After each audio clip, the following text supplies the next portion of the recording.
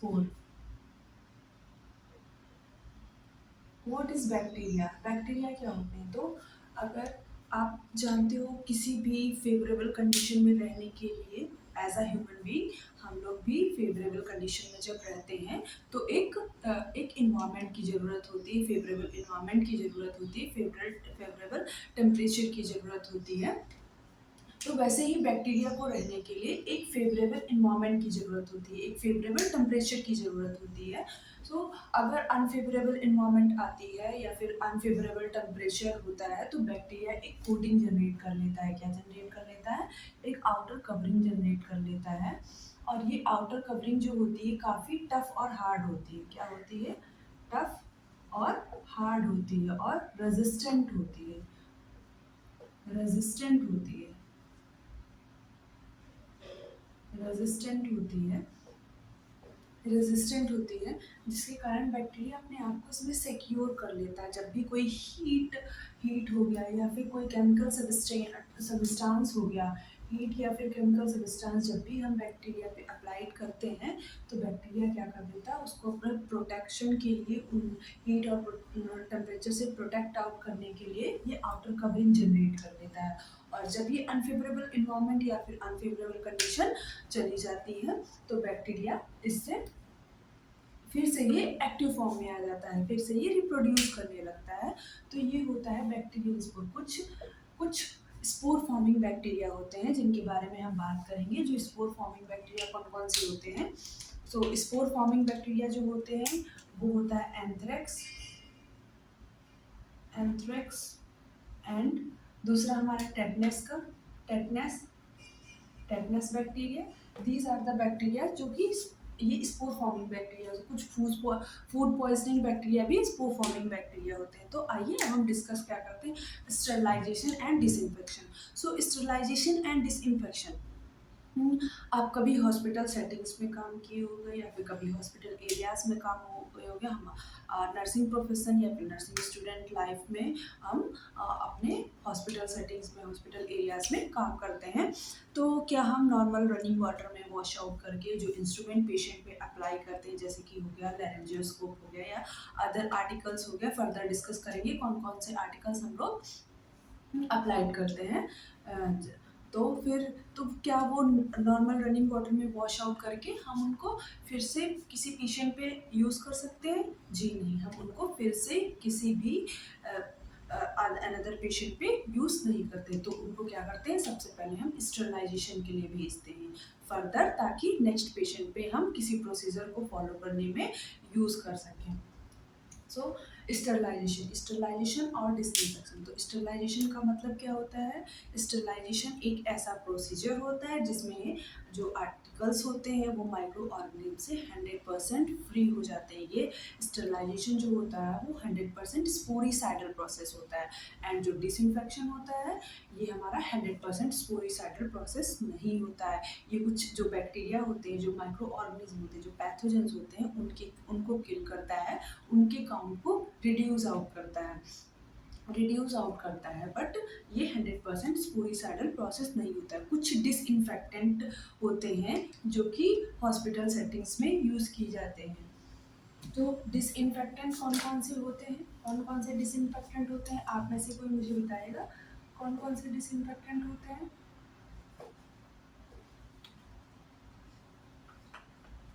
कुछ डिसइंफेक्टेंट होते हैं। So disinfectant,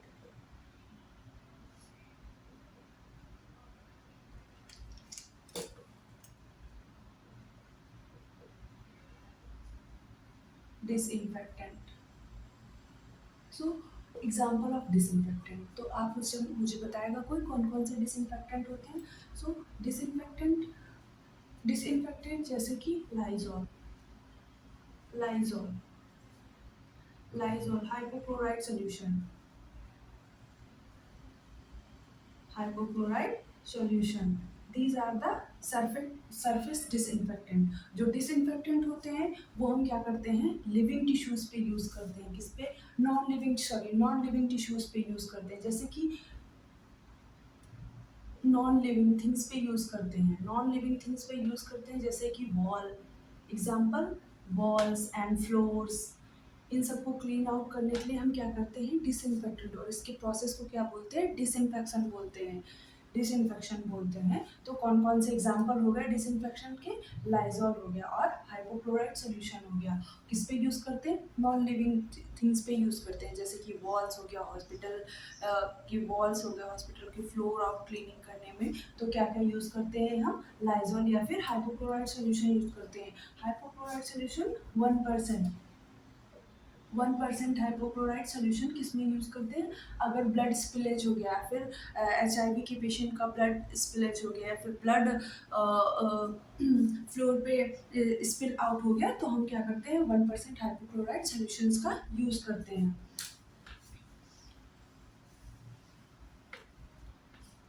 so heading is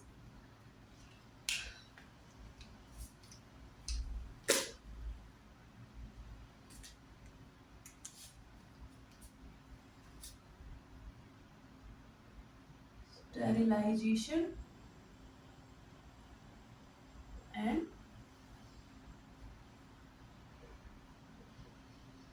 disinfection, sterilization and disinfection. So sterilization means, अभी मैंने आपको बताया, all articles are free from microorganisms,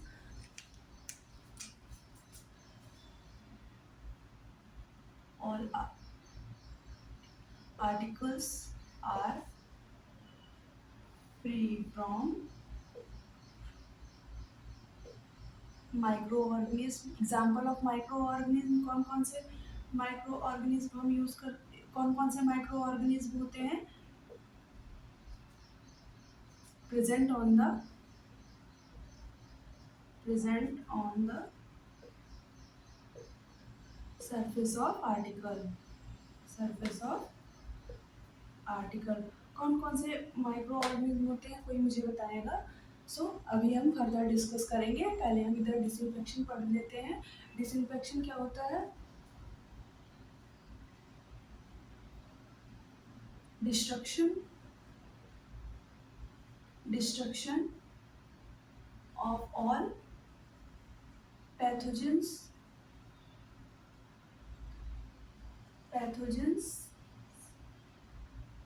and reduce its count, reduce its count. So sterilization, जितने भी articles हम हॉस्पिटल सेटिंग्स में यूज़ करते हैं, जितने भी आर्टिकल्स हॉस्पिटल सेटिंग में यूज़ करते हैं, तो उनको हम माइक्रो ऑर्गेनिज्म से फ्री करते हैं, जैसे कि वायरस हो गया, बैक्टीरिया हो गया, फंजाई हो गया और बैक्टीरियल स्पोर्स हो गए, उनको हम किससे फ्री करते हैं, उनको हम स्टरलाइजेशन के प्रोसेस से हम किल्ड आउट कर देते हैं, क्योंकि ये 100% स्पोरिसाइडल प्रोसेस होता है। बट डिसइंफेक्शन क्या करता है, उन जो पैथोजेंस के काउंट होते हैं, जो बैक्टीरिया के काउंट होते हैं, जो वायरस के काउंट होते हैं, उनके काउंट को रिड्यूस करता है, उनके नंबर को किल करता है। But bacterial spore are not killed, जो बैक्टीरिया के स्पोर्स होते हैं डिसइंफेक्शन से किल्ड आउट नहीं होते हैं।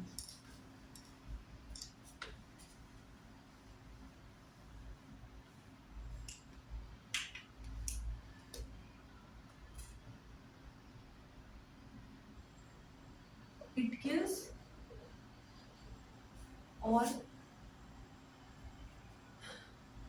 all bacteria,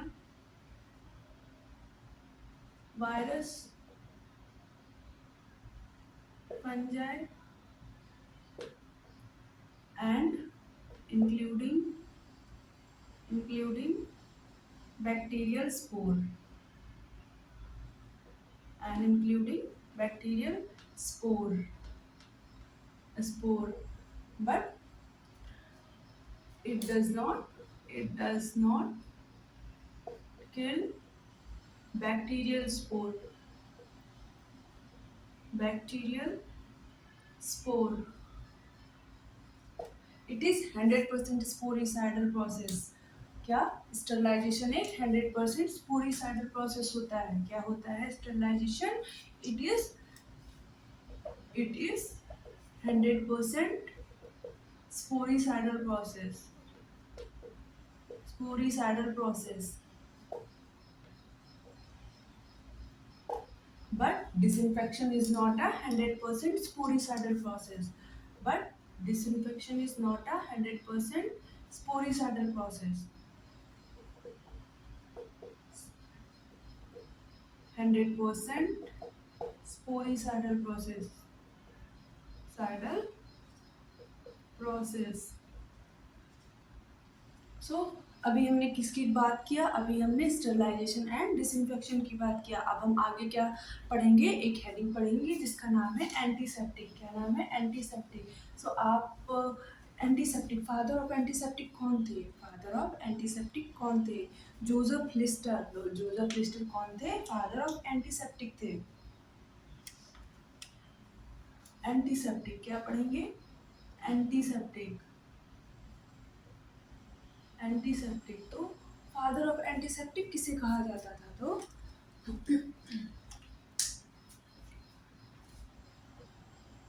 Joseph Lister. Joseph Lister को फादर ऑफ एंटीसेप्टिक बोला जाता था. एंटीसेप्टिक क्या होते हैं? एंटीसेप्टिक सॉल्यूशंस होते हैं. कौन कौन से सॉल्यूशंस होते हैं? तो सबसे पहले एंटीसेप्टिक्स जो होते हैं उनको हम कहाँ अप्लाई करते हैं? तो एंटीसेप्टिक को हम लिविंग टिश्यूज़ पे अप्लाई करते हैं. क्या करते हैं? लिविंग टिश्यूज़ पे अप्लाई करते हैं. और ये इन्फेक्शन को कम करते हैं. क्या करते हैं? इन्फेक्शन को कम करते हैं. और जितना भी जो भी बैक्टीरियल ग्रोथ हो रही होती है, जो भी वायरस की ग्रोथ हो रही होती है, उनको रिड्यूस आउट करते हैं. एंड लिविंग टिश्यूज़ को, जो भी लिविंग टिश्यूज़ होते हैं उनको हार्म आउट नहीं करते हैं. क्या नहीं करते? हार्म आउट नहीं करते हैं. It kills all the micro organism. It kills all micro organism but does not harm living tissues. आप लोगों को पता है living tissues means what is tissues? तो टिश्यूज बहुत सारी सेल एक सेल होती है. Cell is a structural and functional unit of the body. Structural and functional unit of the body. तो सेल क्या होती है? स्ट्रक्चरल फंक्शनल यूनिट होती है बॉडी की. बहुत सारी सेल मिलके क्या बनाती है? टिश्यूज. और बहुत सारे टिश्यूज मिलके एक ऑर्गन बनाते हैं. और बहुत सारे ऑर्गन मिलके बॉडी का सिस्टम बनाते हैं. तो जो टिश्यूज, तो जितने भी ये जो एंटीसेप्टिक सॉल्यूशंस होते हैं वो लिविंग टिश्यूज पे अप्लाई करते हैं. बट ये जो हमारे बॉडी के लिविंग टिश्यूज होते हैं, आपके बॉडी के जो लिविंग टिश्यूज होते हैं, उनको ये हार्म आउट नहीं करते हैं. एग्जाम्पल्स क्या होते हैं लिविंग टिश्यू? एग्जाम्पल क्या होते हैं एंटीसेप्टिक सॉल्यूशंस के? एग्जाम्पल्स कौन कौन से एग्जाम्पल्स हम यूज कर सकते हैं? तो फर्स्ट एग्जाम्पल इज डिटॉल, जो कि मोस्ट कन्वीनियंट है, इजिली अवेलेबल है. हर कॉमन मैन डिटॉल को बाय कर सकता है. डिटॉल. और second is iodine solution. Iodine solution जिसको हम पोविडाइन सोल्यूशन बोलते हैं, जो कि हॉस्पिटल सेटिंग्स पे यूज किया जाता है. सो ये हो गया एंटीसेप्टिक. कौन थे? फादर कौन थे इसके? Joseph Lister. इन्होंने टर्म एंटीसेप्टिक दिया था. और एंटीसेप्टिक लिविंग टिश्यूज पे अप्लाई किया जाता है और ये लिविंग टिश्यूज को हार्म आउट नहीं करता है. कौन कौन से एग्जाम्पल इसके हैं? डिटॉल और आयोडीन. क्या है? डिटॉल और आयोडीन. आइए हम फर्दर बात क्या करेंगे?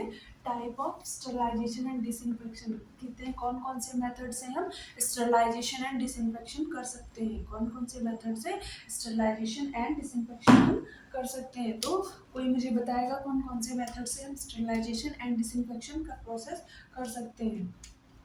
तो methods of sterilization and disinfection. कौन कौन से मेथड्स होते हैं? There are 3 types of method.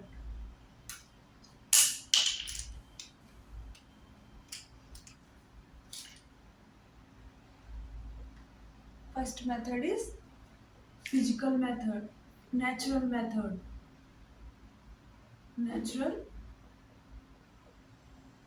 methods. Second is physical method. and third one is chemical method. Chemical method. So natural method में कौन कौन से मेथड्स हम पढ़ेंगे? तो नेचुरल मेथड्स में सबसे फर्स्ट मेथड कौन सा होता है? Sunlight and air.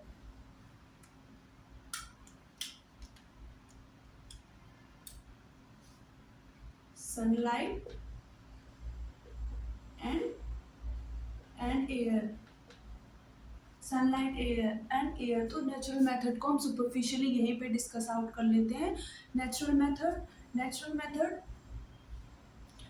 मेथड में आप जानते हो कि सनलाइट से कौन सी रेडिएशंस निकलती है? यूवी रेडिएशंस निकलती है. कौन सी?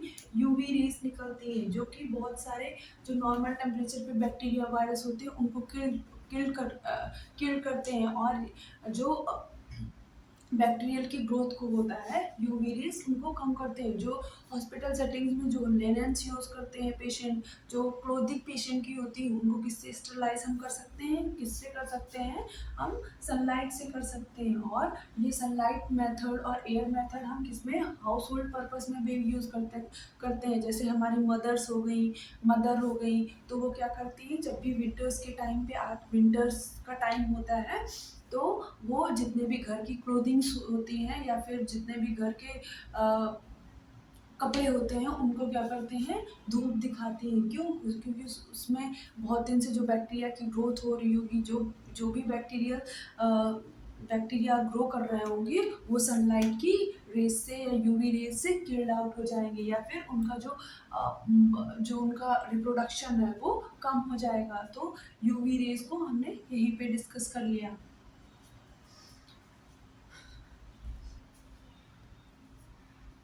आइए हम फिर से क्या फिजिकल मेथड क्या पढ़ेंगे? फिजिकल मेथड में हम क्या पढ़ते हैं?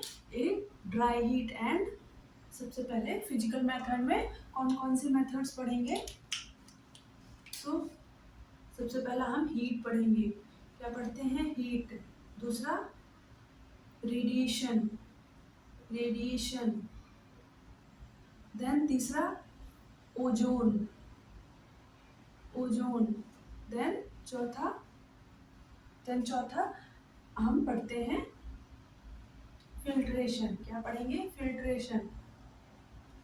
फिल्ट्रेशन. सो हीट को फर्दर हम बहुत अच्छे से पढ़ेंगे, क्योंकि हीट से बहुत ज़्यादा क्वेश्चन आते हैं. कैसे? बहुत ज़्यादा क्वेश्चन हीट से. एग्जामिनर का जो फेवरेट टॉपिक रहता है वो हीट रहता है. हीट से बहुत ज़्यादा क्वेश्चन आते हैं. रेडिएशन को हम यहीं पे डिस्कस आउट कर लेते हैं. तो रेडिएशन पे कौन कौन से एग्जाम्पल्स होते हैं जिनको हम स्टरलाइज करते हैं? तो प्लास्टिक सिरिंजेस, आपने नाम सुना, जो हॉस्पिटल सेटिंग्स में प्लास्टिक सिरिंजेस यूज होती हैं. Plastic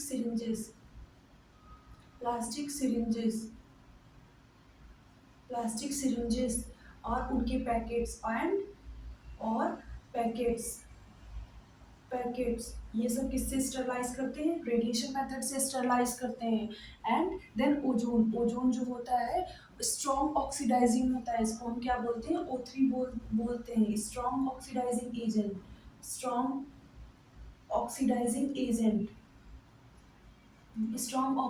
agent. इसमें हम रबर्स जो कैथेटर वगैरह होते हैं उसको स्टरलाइज करते हैं. एंड देन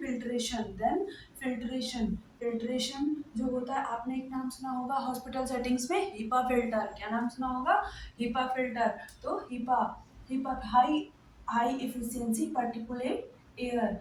हीपा फिल्टर ये 99% बैक्टीरिया और वायरस को ट्रैप करता है. 99% बैक्टीरिया और वायरस को ट्रैप करता है. और कहाँ पे यूज होता है? आईसीयू, सीसीयू या फिर इमरजेंसी केयर में यूज होता है. सो अभी यहाँ पे केमिकल मेथड में कौन कौन से मेथड्स आते हैं? केमिकल मेथड्स में कौन कौन से मेथड्स आते हैं? एल्डिहाइड,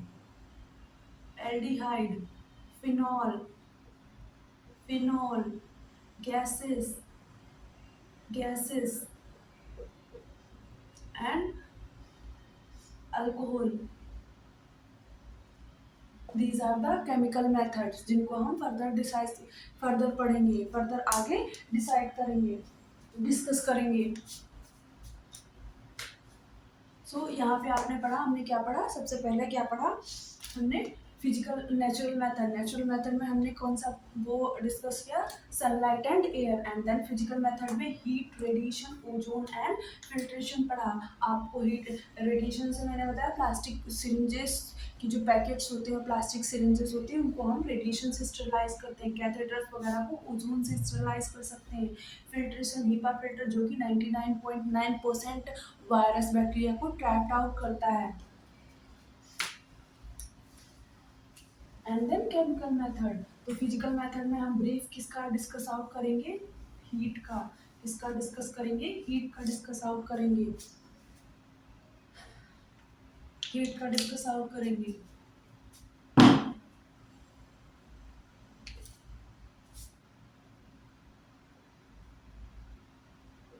हीट, तो हीट में कौन कौन से मेथड्स होते हैं, हीट में हम पढ़ते हैं हीट, हीट में dry heat and moist heat, and moist heat, moist heat, moist heat. तो ड्राई हीट के कौन कौन से मेथड होते हैं वो हम फर्दर डिस्कस कर रहे हैं। कौन कौन से ड्राई हीट के मेथड्स होते हैं, आपने नाम सुना होगा फ्लेमिंग, फ्लेमिंग। दूसरा रेड हीट, रेड हीट। तीसरा इंसिनरेशन, रेशन। चौथा hot air oven, hot air oven. Most important method होता है, अगर एग्जामिनर पूछ ले कि हॉट एयर ओवन किसका, कौन से मेथड के अंदर आता है, तो hot air oven dry heat methods के अंदर आता है। किसके मेथड के अंदर आता है, ड्राई हीट के मेथड्स अंदर आता है। Hot air oven examination point of view से बहुत इंपॉर्टेंट टॉपिक होता है, एग्जामिनर पॉइंट ऑफ व्यू से बहुत ही इंपॉर्टेंट टॉपिक होता है। मॉइस्ट हीट, मॉइस्ट हीट में हम फर्दर 3 टाइप के डिस्कस करेंगे। कौन कौन से मॉइस्ट हीट में डिस्कस करेंगे, below 100 degree Celsius, at 100 degree Celsius, at 100 degree Celsius, and above 100 degree Celsius, and above 100 degree Celsius. So below 100 degree Celsius को हम आगे डिस्कस करेंगे। सबसे पहले हम इन मेथड को एक्सप्लेन आउट करते हैं। तो हम फ्लेमिंग, फ्लेमिंग में कौन कौन सी चीज़ों को स्टरलाइज करेंगे, तो फ्लेमिंग में slides, slides and glass, glass slides जो हो गए, टेस्ट ट्यूब वगैरह, उसको स्टरलाइज करते हैं। और रेड हीट में कौन कौन सी रेड हीट, हीट में कौन कौन से मेथड, कौन कौन से इंस्ट्रूमेंट को स्टरलाइज करेंगे, तो नाम सुना होगा आपने inoculating loop, inoculating, inoculating loop, inoculating loop या निडल एंड टिप, जो फॉर्सेप एंड नीडल्स टिप की जो फॉर्सेप टिप और नीडल्स होते हैं, उनकी टिप को हम किससे स्टरलाइज करते हैं, रेड हीट से। इंसिनरेशन, इंसिनरेशन से जो इन्फेक्टिव स्वेल लिनेन होते हैं या फिर इन्फेक्टिव ड्रेसिंग्स होते हैं, उनको किससे, इन्फेक्टिव ड्रेसिंग्स, इन्फेक्टिव ड्रेसिंग्स उनको किससे स्टरलाइज करते हैं, हम इंसिनरेशन से स्टरलाइज करते हैं। And hot air oven, hot air oven जो होता है मोस्ट इम्पॉर्टेंट टॉपिक होता है। इसमें कौन कौन सी चीज़ों को हम स्टरलाइज कर सकते हैं, तो मुझे कोई एक्सप्लेन करेगा। इसमें हम जो होते हैं कैथेटर्स, ग्लास, सिरिंजेस, ये सारे आर्टिकल्स किसमें हम स्टरलाइज करेंगे, हॉट एयर ओवन में स्टरलाइज करेंगे। सो फर्दर हम ब्रीफ डिस्कशन आगे करेंगे।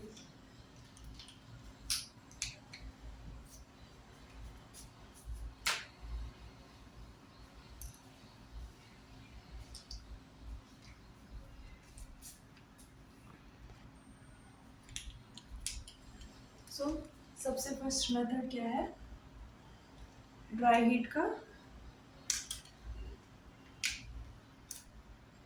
Red heat, red heat, red heat.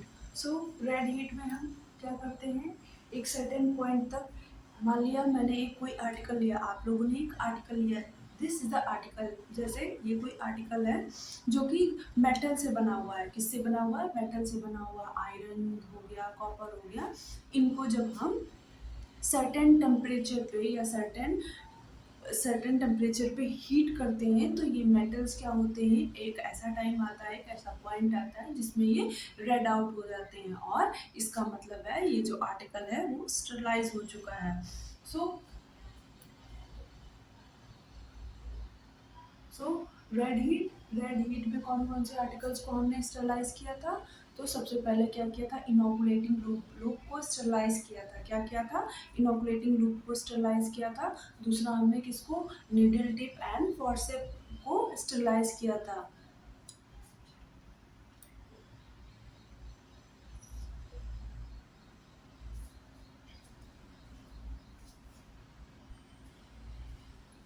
So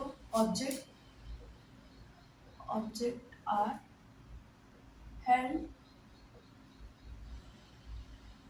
in the Bunsen Bunsen Bunsen burner till it become become red till it become red and example is कौन कौन से example है इसका? Inoculating loop, sorry,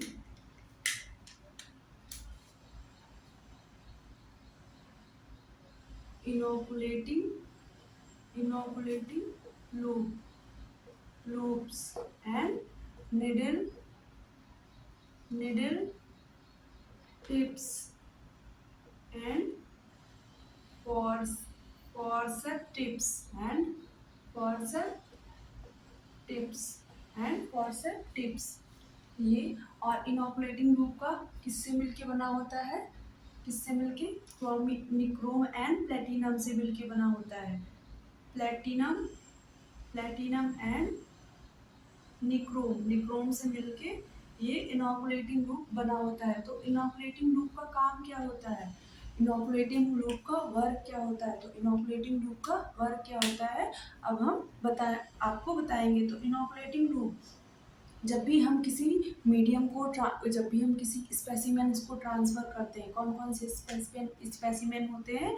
जैसे हो गया ब्लड, हो गया ब्लड हो गया, और यूरिन का स्पेसिमेन हो गया, सीएसएफ स्पेसिमेन हो गया। लैब में जब भी एक मीडियम से दूसरे मीडियम से, जैसे टेस्ट ट्यूब से हम स्लाइड्स पे स्पेसिमेन को ट्रांसफर करते हैं, तो उस ट्रांसफर करने में जो भी आर्टिकल की रिक्वायरमेंट होती है वो होता है इनोकुलेटिंग लूप। क्या करते हैं? स्पेसिमेन को ट्रांसफर करने में किसकी किसकी रिक्वायरमेंट होती है? इनोकुलेटिंग लूप की रिक्वायरमेंट होती है। ये एक मीडियम से दूसरे मीडियम को स्पेसिमेन को ट्रांसफर करता है और इसका स्ट्रक्चर कैसा होता है? वायर लाइक स्ट्रक्चर होता है। और किससे मिलके बना होता है ये?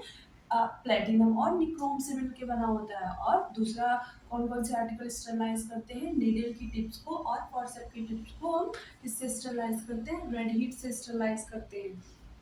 आगे नेक्स्ट मेथड पढ़ेंगे, क्या पढ़ते हैं हम? फ्लेमिंग।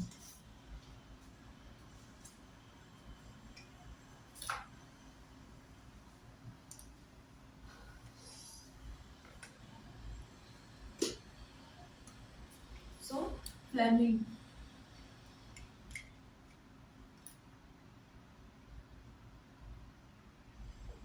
फ्लेमिंग तो फ्लेमिंग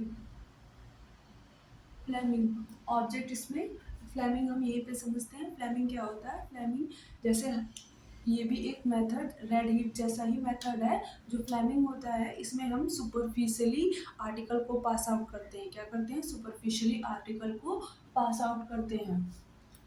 जैसे पास आउट करते हैं और एक सर्टेन पॉइंट पे इसको हम हीट नहीं करते हैं। इसका जो आर्टिकल्स होते हैं उनको रेड आउट नहीं होते हैं। ये आर्टिकल्स रेड नहीं होते हैं सर्टेन पॉइंट पे।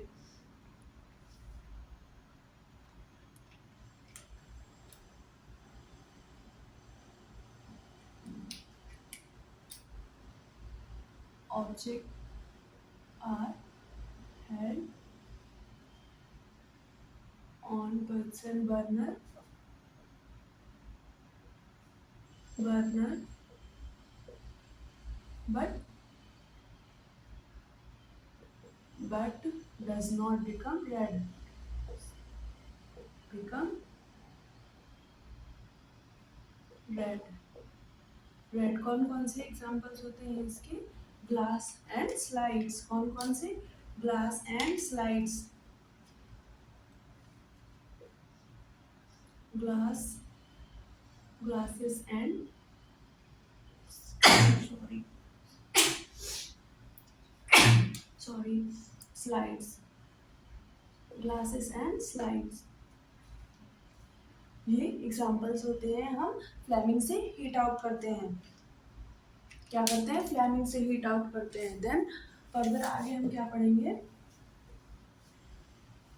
फर्दर इंसिनरेशन पढ़ेंगे। क्या पढ़ेंगे? इंसिनरेशन पढ़ते हैं। इंसिनरेशन का मतलब क्या होता है? आप मुझे कोई बताएगा? Incineration, incineration. सो इंसिनरेशन हम 2000 डिग्री सेल्सियस पे, 2000 डिग्री सेल्सियस पे क्या करते हैं? इन्फेक्टिव आर्टिकल, इन्फेक्टिव पेशेंट की जो ड्रेसिंग्स होते हैं, एनिमल्स स्किन्स होते हैं, एचआईवी पेशेंट के जो क्लोथिंग, डिस्पोजेबल लिनेंस होते हैं, उनको क्या करते हैं? हम बर्न आउट करते हैं। और ये सारे जो इन्फेक्टिव ड्रेसिंग्स वगैरह हो गए, ये सारे क्या होते हैं? एसेस में कन्वर्ट हो जाते हैं। और infective infective material are turned into ashes form, ashes form, ashes form. So examples, कौन कौन से एग्जांपल्स होते हैं? तो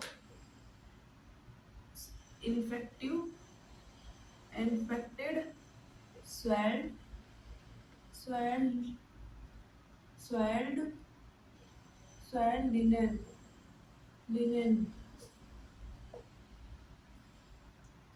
animal skin, animals skin, skin,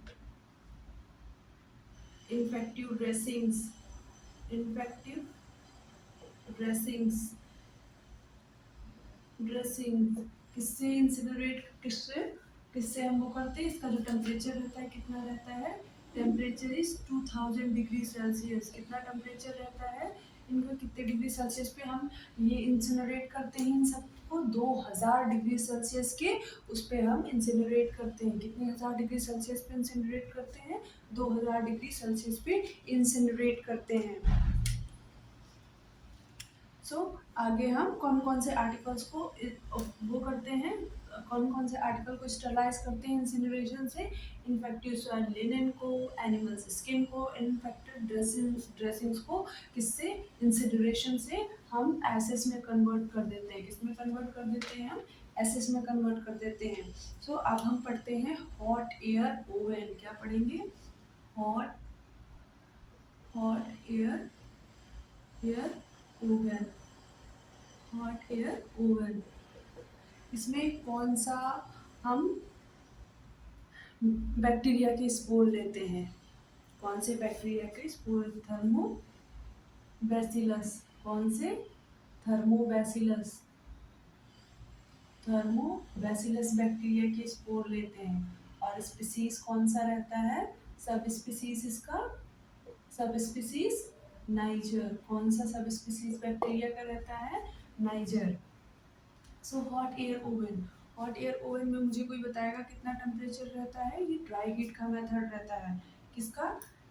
it is method of dry heat, methods of dry dry heat. इसका method रहता है, dry heat का मेथड रहता है। एंड इसके टेम्परेचर कितने रहते हैं? टेम्परेचर सेटिंग कितनी रहती है? 170 160 degree Celsius for 2 hours. Holding time इसका क्या रहता है? ये holding time 1 70 degree Celsius for 1 hour, 1 hour, and 180 degree Celsius for 30 minutes, for 30 minutes, for 30 minutes। सो यहीं पे हम इसको हॉट एयर ओवन को यहाँ पे समझेंगे कि कैसे ये वर्क करता है, हॉट एयर ओवन कैसे ये वर्क करता है। तो आप हॉट एयर ओवन एक हॉट एयर ओवन एक hot air oven looking like this. इसमें कितनी सेल्फ्स, इसमें काफी सेल्फ्स होती है। ये क्या होती है? सेल्फ्स, सेल्फ्स, सेल्फ्स होती हैं। और इसमें इलेक्ट्रिसिटी का जनरेशन होता है। क्या होता है? इलेक्ट्रिसिटी का जनरेशन होता है। और एक फैन लगा हुआ होता है। क्या लगा होता है? फैन, फैन लगा होता है। और थर्मोस्टेट, थर्मोस्टेट क्या करता है? थर्मोस्टेट ये टेम्परेचर को रेगुलेट करता है। क्या करता है? टेम्परेचर को रेगुलेट करता है। जब भी हम आर्टिकल्स इसमें रखते हैं, आर्टिकल्स क्या करेंगे? स्टरलाइज करने के लिए रखेंगे।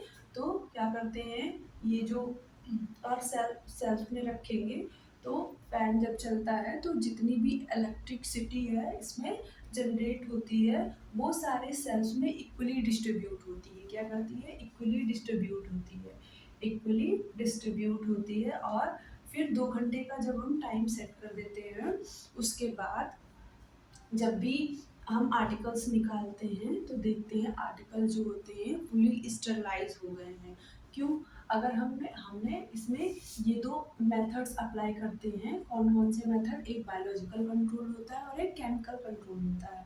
क्या होता है? Biological control. तो बायोलॉजिकल कंट्रोल में कौन से बैक्टीरिया का हम लोग वो करते हैं, कौन से बैक्टीरिया का यूज करते हैं बायोलॉजिकल कंट्रोल में? बायोलॉजिकल कंट्रोल में हमने थर्मोबैसिलस बैक्टीरिया के स्पोर्स यूज किया। कौन से बैक्टीरिया के स्पोर्स यूज किया? थर्मोबैसिलस बैक्टीरिया के स्पोर्स यूज किया, जो मार्केट में कॉमर्शियली अवेलेबल होते हैं। मार्केट में कॉमर्शियली ये अवेलेबल होते हैं। सो अगर हमने 2 घंटे टाइम सेट किया इसका और इसमें आर्टिकल्स जो है रख दिया, सो अगर ये बैक्टीरिया 2 घंटे बाद जब भी हमने क्या किया, इसको हॉट एयर ओवन का जब अलार्म बजा या फिर बजर बजा, 2 घंटे हो गए, आर्टिकल्स को निकाला, तो सबसे पहले क्या निकालते हैं हम? बैक्टीरियल स्पोर्स के पैकेट को चेक करते हैं। इफ बैक्टीरिया स्पोर्स के जो पैकेट है वो किल्ड आउट हो गए, it means articles are sterilise. इसका मतलब है आर्टिकल्स स्टरलाइज हो गए। अगर बैक्टीरिया के स्पोर्स 2 घंटे में किल्ड नहीं हो रहे हैं तो ये प्रोसेस हम फर्दर अगेन करेंगे, ताकि आर्टिकल्स फिर से हम स्टरलाइजेशन के प्रोसेस को फॉलो कर सके और आर्टिकल फिर से स्टरलाइज हो सके। अगर मान लिया हमने ये टाइम क्यों सेट किया, 160 degree Celsius, 170 degree Celsius, 180 degree Celsius. अगर आप अगर कोई अर्जेंसी आ गई, हॉस्पिटल में कोई अर्जेंसी आ गई या फिर कोई प्रोसीजर ऐसा हो रहा है जिसमें हमको आर्टिकल्स बहुत ही जल्दी चाहिए, तो क्या करते हैं हम उसका टेम्परेचर बढ़ा देते हैं और उसका टाइम पीरियड कम हो जाता है। जो टेम्परेचर इंक्रीज होगा तो टाइम पीरियड ऑलवेज डिक्रीज होगा। Time is directly proportional to temperature. Time के किसके डायरेक्टली प्रोपोर्शनल होता है? टेम्परेचर के। जैसे जैसे हम टाइम बढ़ाते जाएंगे, जैसे जैसे हम टेम्परेचर बढ़ाते जाएंगे, वैसे वैसे टाइम हमारा घटता जाएगा। क्या होता है? टाइम हमारा घटता जाएगा, घटता जाएगा। एंड अब हमने किसकी बात की? बायोलॉजिकल कंट्रोल मेथड की बात की। इसमें बायोलॉजिकल कंट्रोल। अब मैं बात करती हूँ इसकी केमिकल कंट्रोल की। Chemical control. केमिकल कंट्रोल्स में हम क्या लेते हैं? Brownie tube, brownie brownie tube, ये भी कॉमर्शियली अवेलेबल रहते हैं। सो ब्राउनी ट्यूब में जब भी हम इसको किसमें? हॉट एयर ओवन में पुट आउट करते हैं तो इनका ये क्या होते हैं? रेड कलर के होते हैं। क्या होते हैं? Red in colour. अगर आर्टिकल्स 2 आवर्स में होल्डिंग टाइम में स्टरलाइज हो जाते हैं तो ब्राउनी ट्यूब का कलर किसमें चेंज हो जाता है? ग्रीन में। किसमें चेंज हो जाते हैं? ये ग्रीन में। It means green colour indicate क्या? Articles are sterilized. It means green colour क्या इंडिकेट करता है? Articles Articles are sterilized. Articles are sterilized. Sterilized. So chemical control ये होता है, इसमें हम ब्राउनी ट्यूब का यूज़ करते हैं। बायोलॉजिकल कंट्रोल में कौन कौन से बैक्टीरिया के स्पोर्स यूज़ करते हैं, तो थर्मोबैसिलस bacteria and sub species niger bacteria का हम यूज़ करते हैं। सो आगे हम क्या करेंगे, हॉट एयर ओवन को कौन कौन से चीज़ों के लिए स्टरलाइज करने के लिए रखते हैं, कौन कौन से चीज़ों को स्टरलाइज करने के लिए रखेंगे। सो सबसे पहला आ गया glass, glass and then instrument. हम तीन भागों में डिवाइड कर लेते हैं, instrument and then chemicals, chemical, chemical, chemical. तो ग्लास में हम syringes, syringes, syringes, petri dish, petri dish, flask, flask,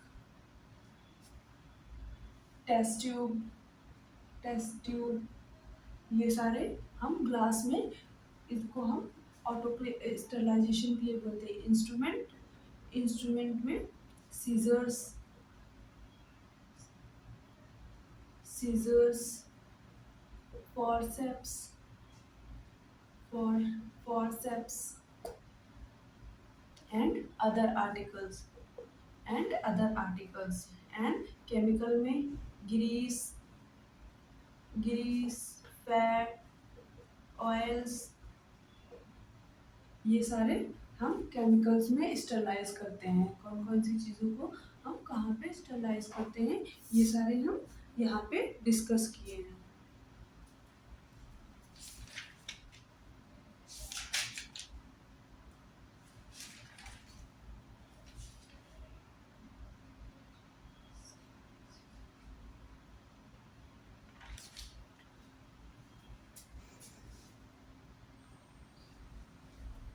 इन सारी चीज़ों को हमने यहाँ पे डिस्कस किया है। एंड नीडल्स, कभी भी जो शार्प इंस्ट्रूमेंट होते हैं उनको हम बॉइलिंग से नहीं करते हैं, क्योंकि उनका जो फिर वो ब्लंट आउट हो जाएंगे।